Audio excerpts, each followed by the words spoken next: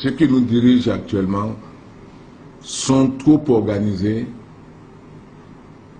pour leurs affaires personnelles, à telle enseigne que les députés eux-mêmes ne peuvent pas suivre, surtout ceux qui sont de bonne foi parmi eux.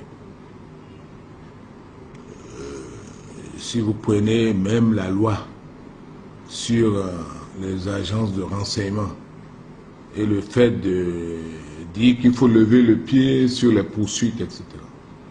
C'est fait à dessein parce que beaucoup de crimes sont en train de se commettre.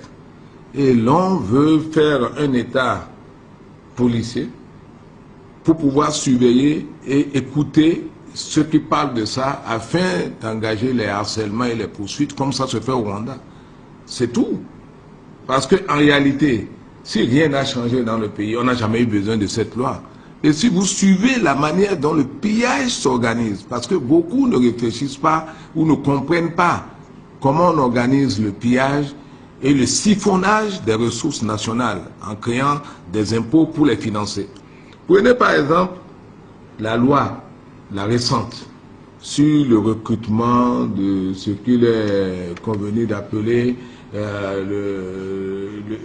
les emplois, les collaborateurs extérieurs de l'État. Vous savez que le clou dans cette affaire, ils ont glissé quelque chose de très important. Cette loi ne dit pas qu'elle concerne les Béninois. Donc, c'est les étrangers qui sont visés. Mais le plus important, c'est qu'ils disent quelque chose. Ils créent la notion de société d'intérim, qui n'est pas reconnue par notre code de travail. En d'autres termes, ça veut dire quoi? C'est-à-dire qu'on va dégraisser la fonction publique et ceux qui dirigent iront s'adresser aux sociétés d'intérim pour leur fournir des fonctionnaires, des agents de l'État. Et comme ces mêmes personnes qui vont créer cette société d'intérim, ces sociétés vont vendre à l'État, au prix qui les arrange, des employés qu'on mettra à la disposition de l'État. Et le plus souvent, comment ça se passe? La société X va aller recruter un employé, on dit on recherche un ingénieur de tel nombre d'années d'expérience, même s'il y en a au Bénin, les Béninois étant incompétents. Cet ingénieur, on va lui passer un contrat de 2 millions, mais on va le vendre à l'État à 10 millions. Et c'est ceux qui ont créé cette société d'intérim, et vous retrouvez, c'est toujours les mêmes, qui seront derrière cette société d'intérim pour prendre le pactole. Et ça rejoint exactement le problème de la location des voitures pour l'État. Le leasing. Le leasing. Une voiture coûte 25 millions au maximum. On crée, et c'est les mêmes, ils créent des sociétés pour louer à l'État les mêmes voitures, pas à moins de 50 millions par an. C'est-à-dire qu'en 3 ou 4 ans de vie de la voiture louée ou achetée, il y a un différentiel de plus de 150 millions par voiture.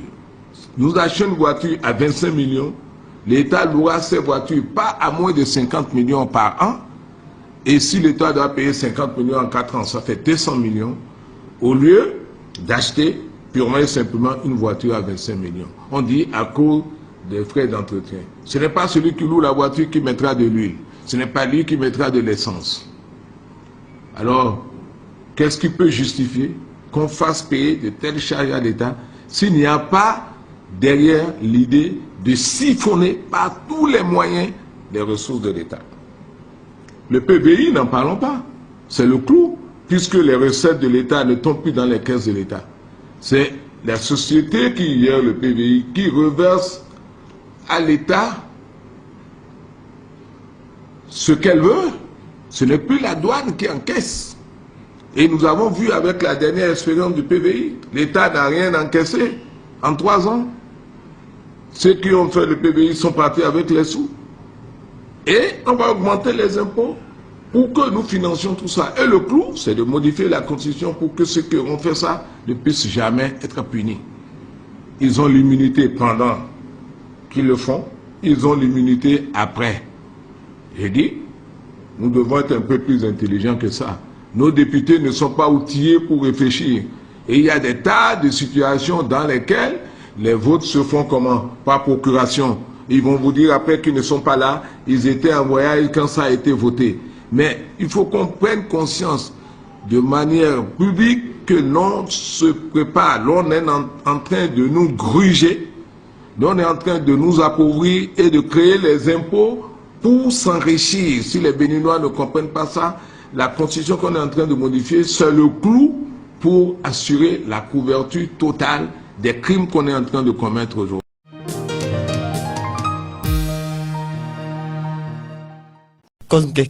Pourquoi supprimer les agences alors que nous laissons plutôt les ministres conseillers? On garde les ministres conseillers, mais on supprime les agences. Moi, je pense qu'il faut saluer cette décision du président Romuald Wadaï, parce que certains se demanderont, et pourtant il était dans le gouvernement. Mais pourquoi il ne pouvait pas?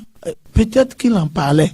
Peut-être qu'il en parlait au chef de l'État, mais comme c'est lui qui était à la gestion des affaires et que c'est lui que la création de ces agences profitait. Donc, vous voyez que c'est tout à fait normal que ce dernier puisse aller jusqu'au bout. Maintenant, quand Wadaï peut-être n'était pas d'accord avec lui, il a compris que ces agences-là n'étaient rien que des structures budgétivores pour l'État. Et ça consommait. Allez voir les milliards qu'on mettait à la disposition de ces agences. On a parlé du ministère de la Culture. Je dis même sous Yahi Boni, il n'y avait pas autant d'agences au niveau du ministère de la Culture. Mais je sais à peu près combien on mettait pour quelques agences qui existaient. Je sais combien à peu près on mettait à la disposition de ces agences. Et ces agences du temps de Yahi Boni, je peux encore dire que les ministres avaient un peu un droit de regard sur la gestion. Mais pour cette fois-ci, ce n'est pas la même chose.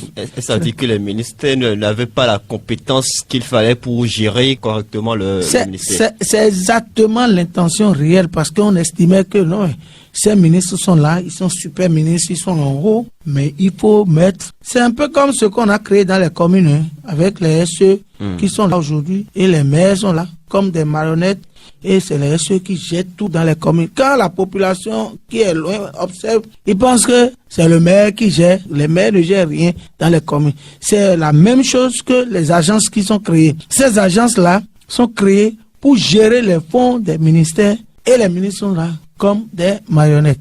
Donc, vous voyez que le président Romuald Wadaï a raison de supprimer, parce qu'il a estimé que certaines agences sont créées pour jouer un rôle à un moment donné et qu'il fallait mettre fin à tout ça. Non, mais le Bénin mérite mieux, parce que vous savez, quand on compare ce que nous avions voté ou ce que les députés ont voté à l'Assemblée nationale comme loi sur l'emploi et ce qu'on avait et qui peut-être était utilisé dans plusieurs autres pays, je crois qu'il y a une grande différence. Donc c'est pourquoi Aubry a trouvé que le Bénin mérite mieux que cette loi-là qu'on nous a votée et qui a fait qu'aujourd'hui, vous allez voir, même pour renvoyer un employé, l'employeur a du souci, parce qu'il se dit, mais qu'est-ce que la fonction publique va donner, qu'est-ce que les experts en matière du travail vont dire, quel est le sort. Parce que vous savez, il y a des gens qui ont renvoyé de façon abusive et où les dossiers sont toujours pendants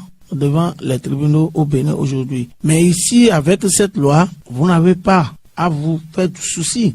Vous savez que vous avez entre la fourchette de 3 mois ou 6 mois à payer ou 9 mois à payer à celui que vous renvoyez. Et ça s'arrête là. Alors qu'avant, vous pouvez payer plus que ça. Si c'est de façon abusive que vous renvoyez votre employé. Mais ce n'est plus le cas aujourd'hui. Donc je crois que sous Romuald Wadaï, et puis vous savez pourquoi Vigile l'a déjà dit tout à l'heure, le président Patrice Talon, un homme d'affaires. Cette loi qui est votée profite à ces gens-là, à des gens comme Patrice Talon, qui sont des hommes d'affaires. Donc vous voyez, le Bénin ne mérite pas ça. Donc je crois que c'est tout à fait normal que avec l'arrivée de Romuald Wadaï, qu'on puisse revoir cette loi sur le travail dans notre pays.